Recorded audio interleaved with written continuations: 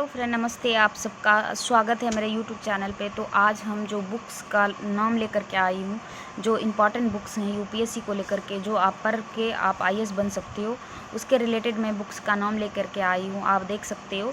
और मैं इसमें से कुछ आपको इम्पॉर्टेंट टॉपिक भी बताऊँगी जो इम्पॉर्टेंट रहती है पढ़ने के लिए, और उससे ज़्यादा पढ़ने की ज़रूरत नहीं पड़ती है। तो चलिए हम स्टार्ट करते हैं। अगर हम आज यूपीएससी की बात की जाए तो आज की तारीख में सबसे ज़्यादा इम्पोर्टेंट रिसोर्सेस को लेकर के है, क्योंकि इतने ज़्यादा मार्केट में रिसोर्स अवेलेबल हैं कि हमें समझ नहीं आती है कि हम क्या पढ़ें क्या नहीं पढ़ें। तो ये कन्फ्यूज़न दूर करने के लिए मैं आपके साथ ये बुक्स का नाम लेकर के आई हूँ। आप चाहें तो इंटरनेट में देख सकते हो, आप चाहे तो मार्केट में अवेलेबल इतने सारे रिसोर्स हैं, बहुत सारे मिल जाएंगे आपको। बहुत कुछ है जो अवेलेबल है पढ़ने के लिए। बट क्या ये सब कुछ सही है? क्या मुझे ये सारी चीज़ें पढ़नी चाहिए? क्या हमें एक सब्जेक्ट पे 3-4 बुक रेफ़र करनी चाहिए? ऐसे क्वेश्चन दिमाग में जो आते हैं, वो सारी क्वेश्चन हम दूर करने के लिए मैं आप सबके लिए एक इम्पॉर्टेंट ये इन्फॉर्मेशन लेके आई हूँ। अगर आप सबको अच्छा लगेगा तो आप मेरी वीडियो को लाइक ज़रूर कीजिएगा। क्या हम इतने सारे बुक पढ़ के हम आईएएस बन जाएंगे? जिनमें से अच्छे से कवर हो लेता है जो भी बुक रहते हैं, तो यूपीएससी की तैयारी मेरी बेहतर हो सकती है, ज़्यादा स्ट्रॉन्ग हो सकता है ना। इतने सारे बुक्स अवेलेबल रहता है, दिमाग में तो यही आता है कि हम इतने सारे बुक्स पढ़ लें तो मेरी शायद स्ट्रॉन्ग हो जाएगी और मैं आईएएस बन जाऊंगी। तो ऐसी कुछ किताबों के बारे में चर्चा करेंगे जो मैं लेके आई हूँ। ऐसे जितने आप इम्पॉर्टेंट सब्जेक्ट हैं, जितने आपके इम्पॉर्टेंट सब्जेक्ट हैं, चाहे वो पॉलिटी हो, चाहे वो हिस्ट्री हो, चाहे वो ज्योग्राफी हो, जितने आपके इम्पॉर्टेंट सब्जेक्ट है, उन सभी सब्जेक्ट में कौन सी ऐसी बुक है जो आप रेफ़र करनी चाहेंगे, उसके बारे में चर्चा करेंगे। आपको किसी किताब को लेकर के सवाल हो तो कमेंट ओपन है, आप वहाँ से कमेंट करके आप पूछ सकते हैं मुझसे। चलिए हम बात कर लेते हैं कि ये किताबों की जो यूपीएससी में नमक मानी जाती है, आई मीन इम्पॉर्टेंट मानी जाती है, उसको लेकर के हम बात करेंगे। जब आप तैयारी कर रहे हैं तो आपको अपनी यूपीएससी की तैयारी इन्हीं किताबों में से करनी चाहिए, क्योंकि ये बेहतर माना जाता है। तो मैं इसलिए नाम लेकर के आई हूँ।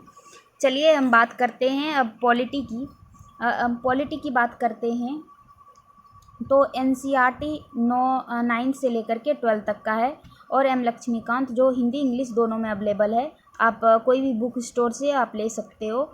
और ये दूसरा नंबर पे आ जाता है ज्योग्राफी, जो एनसीईआरटी में 11th 12th है, जो इंडियन और फिजिकल दोनों आपको यहाँ पे मिल जाएंगे। और इसमें से एडवांस बुक की बात करें तो जीसीएल लॉन्ग के बारे में बात करते हैं। ये इंग्लिश में सिर्फ अवेलेबल है, और सेलेक्टेड टॉपिक इसमें से पढ़नी होती है। जो हिंदी मीडियम से हो वो आप इसमें से सेलेक्टेड टॉपिक पढ़ लीजिएगा, और प्लस इसमें करंट अफेयर को जोड़ के पढ़ते जाइएगा ताकि आपको कोई दिक्कत ना आए।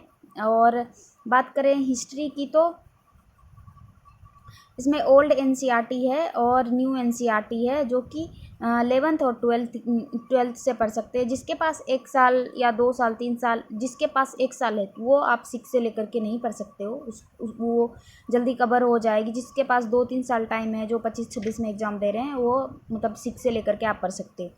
तो इसमें से भी स्पेक्ट्रम आता है, और प्लस करंट अफेयर से भी बहुत सारे सवाल पूछे जाते हैं, आप उनको भी देख लीजिएगा। और चौथा नंबर हो जाती इकोनॉमी की बात हो रही है, तो इसमें दो टॉपिक आते हैं, जिसमें से एक टॉपिक हमें पढ़नी नहीं होती है, दूसरी टॉपिक पढ़नी होती है। तो इसमें माइक्रो आता है, जो कि 12th प्लस करंट अफेयर है, इसमें पढ़ लीजिएगा। इसका एडवांस बुक जो रमेश सिंह है वो आप पढ़ लीजिएगा, और इसमें से भी सेलेक्टेड टॉपिक पढ़िएगा। और इन्वायरमेंट की बात करें तो शंकर आईएएस के बारे में आपको पता है, इसमें से पीएमएफ और करंट अफेयर प्लस, इसको भी आप पढ़ लीजिएगा, क्योंकि ये सबसे ज़्यादा इम्पॉर्टेंट मानी जाती है। करंट अफेयर तो एकदम इम्पॉर्टेंट है। और छठा में बात करें तो साइंस टेक की बात की जा रही है, तो इसमें 9th और 10th की बात हो रही है, और इसमें भी एनसीईआरटी ही है।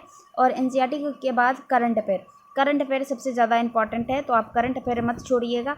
और सबसे ज़्यादा इम्पॉर्टेंट ये है कि 3 सब्जेक्ट जो है इन्वायरमेंट और इकोनमी और साइंस टेक, तो ये तीनों में करंट अफेयर आ रहा है। तो आप इन तीनों को करंट अफेयर के थ्रू करंट अफेयर इसमें होनी चाहिए, आप उसके थ्रू पढ़िएगा। और हम आगे बात करते हैं इसका इन्फॉर्मेशन, मतलब ये सारी बुकें जो है बहुत इंपॉर्टेंट है, तो आप ख़रीद के आप पढ़िए। अगर हम अच्छी तरह से किताब नहीं पढ़ेंगे तो हमें कुछ समझ आएगी नहीं और आगे चल के हमें दिक्कत हो जाएगी।